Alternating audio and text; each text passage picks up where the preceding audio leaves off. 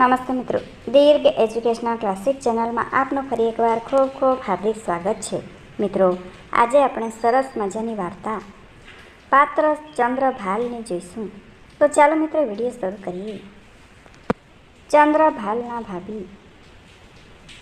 વાર્તા લેખક ચંદ્રભાલની સ્ત્રીનું જ્યારે અવસાન થયું ત્યારે આખાએ ગુજરાતે પોતાને માથે આપત્તિ પડી માની. ચંદ્રભાલને ઘેર દિલાસાના કાગળો સવાર અને સાંજ બંને સમયની ટપાલમાં વસવસવા લાગ્યા. એની મેડીના રવેશમાંથી માર્ગ પર વેરાતા ખાલી બળબડિયા જાણે ધોળા કાબરાને આસમાનની કબૂતરો જમીન પર ચણવા ઉતરતા હોય એવી ઉપમા ચંદ્રભાલને સૂચવા લાગી. મનનાર સ્ત્રી પોતાની પાછળ એક નાના 10-12 મહિનાના બાળકને મૂકી ગઈ હતી. બાળક માંદલો હતો. એના બરડાની કરોડમાં એક હાડકું પણ વધતું હતું. એને પાવામાં આવતું દૂધ કે પાણી એ બીજી જ ઘડીએ ઓકી કાઢતો હતો.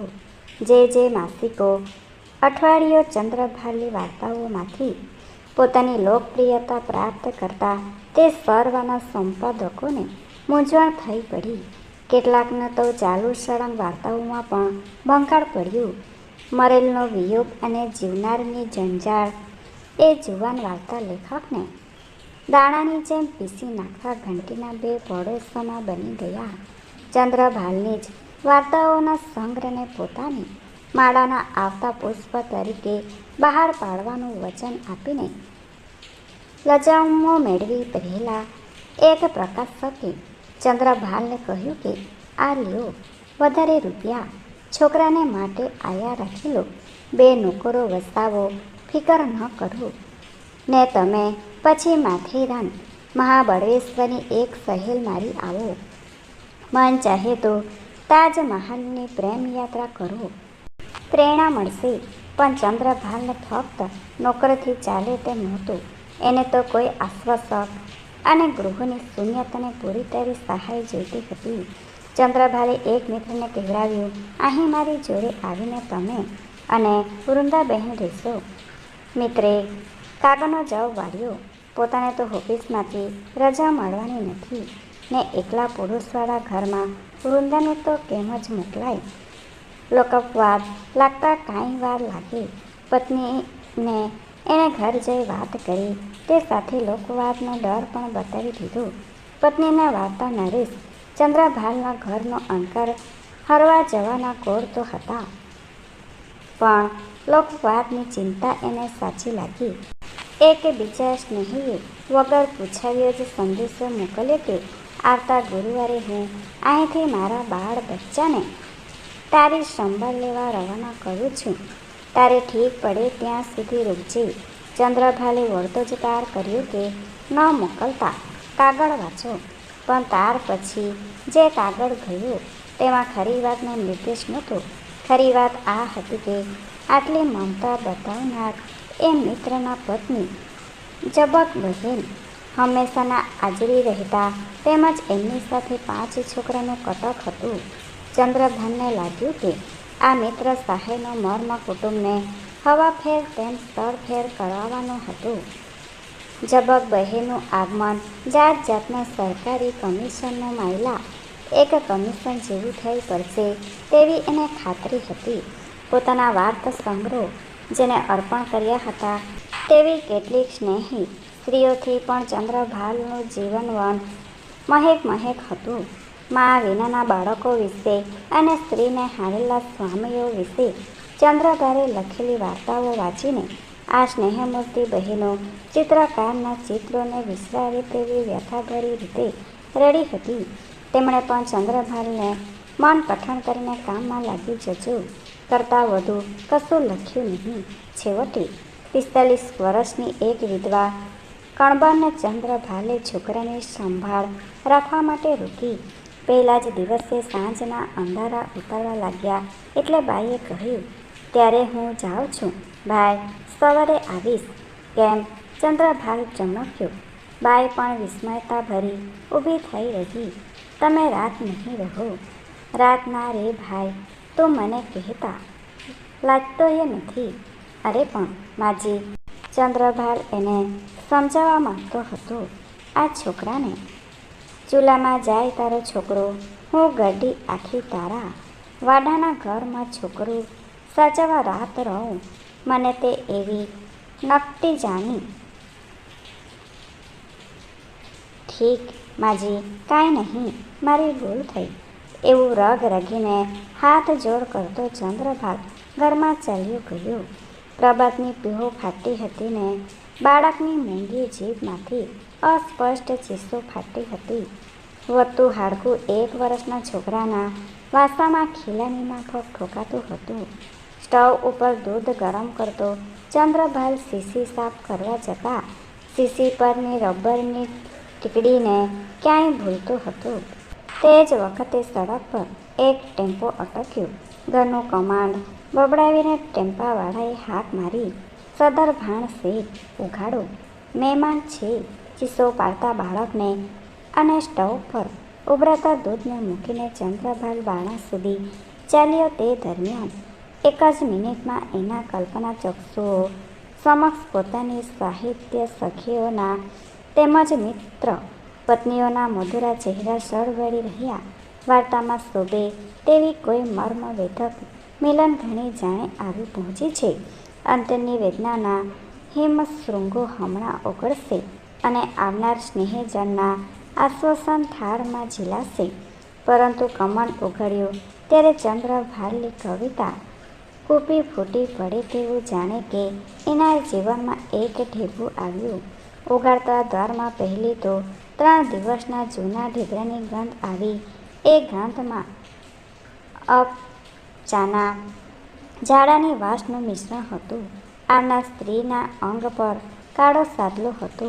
ચહેરા પરના હાડકાનો આખો માળખો જ જાણે કે હચમચી ગયો હતો. એના હાથમાં 15-20 ચોમાસા ખાધેલી એક નાની જૂની ટ્રંક હતી. ભાઈ, મારા બાપા, એટલું કહી એ 40 વર્ષની બાઈએ ચંદ્રભાલના દુખણા લીધા. એ હાથમાંથી ચંદ્રભાલને નાકે છીંકણીની ગંધ આવી. હાસ ખમ્મા તમને ભાઈ, મારે તો એટલું જ કામ હતું. દેવને દેવેટે માનેલી એ મારી ઘરે આવી. તમે સાજા નરવા છો એટલે હાઉ, એમ કહીને બાઈ અંદર બેઠી. ભાડું કેટલું આપવું છે ભાભી? ચંદ્રભાલે મહેમાનશ્રીને પૂછતા જ ટેમ્પાવાળાએ જવાબ આપ્યો, ભાડું તો ચૂકવી દીધું છે. મેં ઘણીએ ના પાડી, કહ્યું કે સદર ભાણ શેઠ મને વળે, પણ મહેમાન માન્યા જ નહીં ને. હે હવેથી ન લેવું હો કે સાંઈ? એટલું કશા જ અર્થ વગરનું બોલીને ચંદ્રભાલ જ્યારે અંદર ગયો ત્યારે બાળકની ચીસો એકાએક અટકી ગઈ હતી. આવેલ સ્ત્રીએ બાળકને તેડી પોતાના ખોળામાં સુવડાવ્યો હતો અને પોતાના એક કપડાને છેડે બાંધેલા ચીથરી છોડીને તેમાંથી એક ગાંઠિયાનો દાણો છોકરાના મોંમાં મૂક્યો હતો. બાળક એ ગાંઠિયો મમડાવતું હતું. નિત્યના મીઠા દૂધ કરતાં કોઈક નવીન તરહીનું સહેજ ખારો સ્વાદ અને ફરસું સ્પર્શ અનુભવતા બાળકના પેઢા તેમજ જીભ લહેર લેતા હતા. કેમ ભાભી, મારો તાર નહોતો પહોંચ્યો? પહોંચ્યો તો ભાઈ, બાઈએ જવાબ આપ્યો, પણ હું તે લાખ વાતે આવ્યા વિના રહી કેમ શકાય? અમારો તો ત્યાં શ્વાસ ઉડી ગયા હતા. માડી, તમે શું કરી નાખશો? તમારા ભાઈ તો કે જોડે આવું, પણ એનો હૈયો તો તમે જાણો છો ને, ફૂટી જતા વાર નહીં. મેં કહ્યું કે નથી આવવું તમારે. હું બાપ દીકરાને 8 જ દાડામાં આવી, સમજો ને. આ એમ કહીને નીકળી પડી. મરતી પોગી હું ભાઈ, એમ કહીને મહેમાનશ્રી પોતાને બેસી ગયેલા ગાટામાંથી ખડખડાટ હાસ્ય ખેંચવા લાગી. કેમ, રસ્તામાં સુરતથી મને ઝાડોને ઉલટી તમારા પુણ્ય જ ભોગી છું. 4 દિવસ ગયા છે. ચંદ્રભાલને ઘરની કોઈ જંજાળ રહી નથી. છોકરો તો પોતાની ભાભીનો જ થઈ ગયો છે. ચંદ્રભાલના અધૂરા લખાણો ચાલુ થઈ ગયા છે. આસુડે છાટિયા કાગળો પણ પોતાના સાહિત્ય પ્રેમી મિત્રને લખવાનો એને સમય મળે છે.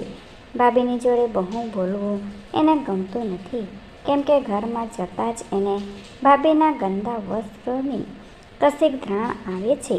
પોતે જોયું છે કે મુસાફરી કરીને આવ્યા પછી પણ ભાભી હજુ નહાયા નથી. 8મા દિવસે એણે પોતાનું બાળક ભાભીને જોડે વળાવ્યું. ખોબો ભરાય તેટલા આંસુ પાડીને ભાભીએ દિયરને જોડે આવવા વિનવ્યું. તમને આય એટલા વિચારવાયું થઈ જશે. ચાલો, ખાડામાં પડે તમારી ચોપડીઓ. તમારા ભાઈને શું તમે ભારે પડશો? હાલો ને હાલો. ચંદ્રભાલે આ નોતરામાં સ્વાદ નહોતો. એકલા બાળકને જ એણે મોકલ્યું. સ્ટેશન પર એક હુંદાળા બાળકનું દયમણું મોં ન સહાતા ચંદ્રભાલ બીજી બાજુ મોં રાખી ખૂબ રડ્યો.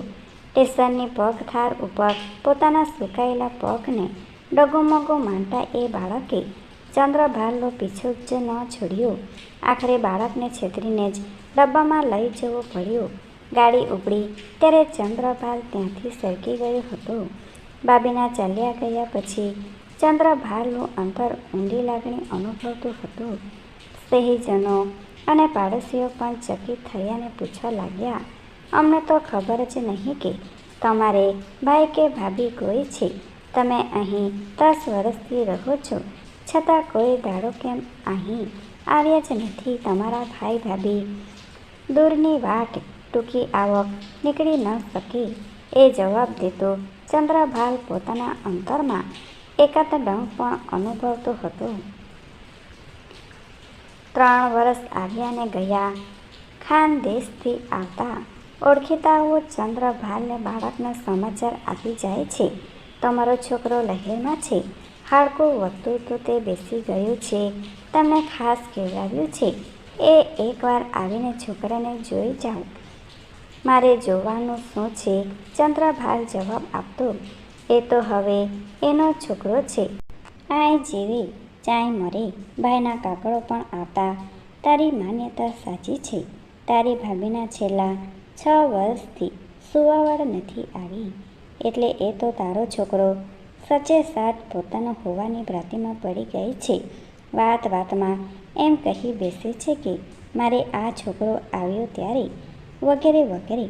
બાળકે તેડીને બેઠેલા ભાભીનો એક ફોટોગ્રાફ પણ ભાઈએ ખાનદેશથી મોકલ્યો છે. એ છબીને ચંદ્રભાલે પોતાના લખવાના ટેબલ પર બરાબર બત્તીની નીચે ગોઠવી છે. હંમેશ ઉઠીને પોતે એ છબીની પાસે પુષ્પો ધરે છે. કોઈ પણ વાર્તા લખવી શરૂ કરતા પહેલાં પોતે એ ભાભીની પ્રતિમાનું જાણે આહ્વાન કરે છે. એ 3 વર્ષના ગાળામાં ચંદ્રભાલે જે કાંઈ લખ્યું તેણે સાહિત્યમાં ભાત્ય પાડી. અનેક સાહિત્યપ્રેમી સ્નેહીઓ તેમજ સખીઓના એને કાગળો મળ્યા. તેમાં લખાઈ આવ્યું કે તમારી આ બધી વાર્તાઓ અમે જેટલી વાર વાંચીએ છીએ તેટલી વાર રડીએ છીએ. 2 વાર્તા સંગ્રહ એણે ભાઈને ને ભાભીને અર્પણ કર્યા. 3 વર્ષ વીતે. ચંદ્રભાલે વિચાર ઉગ્યો, લગ્ન તો નથી જ કરવા. એક પત્ની વ્રત હિમાયત કરનારી અનેક વાર્તાઓ મેં લખી મારી છે. પરણીશ તો ઠેકડી થશે. લગ્ન બંધન જોઈતું પણ નથી. મુક્ત જીવન શું ખોટું છે? બાળક હવે અહીં હશે તો મારે સોબત થશે ને પુરુષ નોકરથી હવે ચાલી શકશે. શરમાતે એણે ભાઈને કાગળ લખ્યો, બાળક મૂકવા ભાભીને મોકલો. મારા દિવસો જતા નથી. મેં અહીં બધી સગવડ કરી છે. સુંદર બાલ મંદિર ચાલે છે, તેમાં મૂકી દઈશ. બાળકને લઈ ભાભી આવ્યા ત્યારે એનું વય 43 વર્ષનું હતું. મોં પ્રફુલ્લિત બન્યું હતું. ગાલના ખાડા પૂરાયા હતા. ભાભીનું વય જાણે ઘટતું હતું. છોકરાને માટે ભાભી 15 દિવસ રહ્યા તેટલા વખતમાં એનું વય 60 વર્ષ પર પહોંચી ગયું. છોકરાને આટલો બધો શો હેઠો? ચંદ્રભાલ ખીજાયો. હજુ એ ભાભીની પથારી છોડતો નથી. એ નહીં ચાલે. તમે એને ન પંપાડો. ભાભી, હું શું કરું ભાઈ? કહીને ભાભી છાના રડતા. શું કરું? હેડો કેવી રીતે છોડાવવો? પોતાના પરથી હેત ઉતારીને બીજાના કંઠે હેત પહેરાવી દેવાનું બાળકને કેવી રીતે કહેવું? કશી ગમ પડતી નહીં. તમે જશો એટલે એ તો એની જાણે જ ઠેકાણે આવી જશે. ચંદ્રભાલે કહ્યું. આ વખતે પાછા એના ભાભીના વન નહાયા દેહની, કપડાની તેમજ ચીકણીની સુગંધ આવવા લાગી હતી. ભલે ભાઈ, તો એમ કરું. ભાભીએ તૈયારી કરી. જમવાનું પતી ગયું હતું. ઢેબરા ભાભીએ કરી લીધા હતા. રસોડામાં એ છોકરાને લઈ એકલા બેઠા હતા. રાતની ગાડીમાં તો ઉપડવાનું હતું. થોડા કલાકોમાં છોકરાને જેટલો બને તેટલો પોતાની જોડે હળવી લેવા તલ પાપડ બને. ચંદ્રભાલે બાળકને શોધ્યો. મીઠો અવાજ કર્યો. કાકો! જવાબ ન આવ્યો. ચંદ્રભાલ અંદર ગયો. રસોડામાં બેઠો. ભાભી બેઠા હતા. ખોળામાં કાકો હતો. કાકોના હાથમાં ગાંઠિયાથી ભરેલો વાડકો હતો. કાકોના મોંમાં એક ગાંઠિયો હજુ તો પીસતો હતો. લાવ, કહી ચંદ્રભાલે ગાંઠિયાનો વાડકો ઝૂંટવી લીધો. કાકોના હોઠ વચ્ચેનો ગાંઠિયો પણ ખેંચી લીધું ને કહ્યું, જમ્યા વગર પાછા ગાંઠિયા આપ્યા. માંદો પડશે તું, ચાકરી કોણ કરશે? એમ કહી એણે ગાંઠિયાની વાડકી ભોંય પર પછાડી ભાભી અને કાકો હેબતાયેલા થંભી ગયા. Thanks for watching. Please subscribe my channel. Thank you.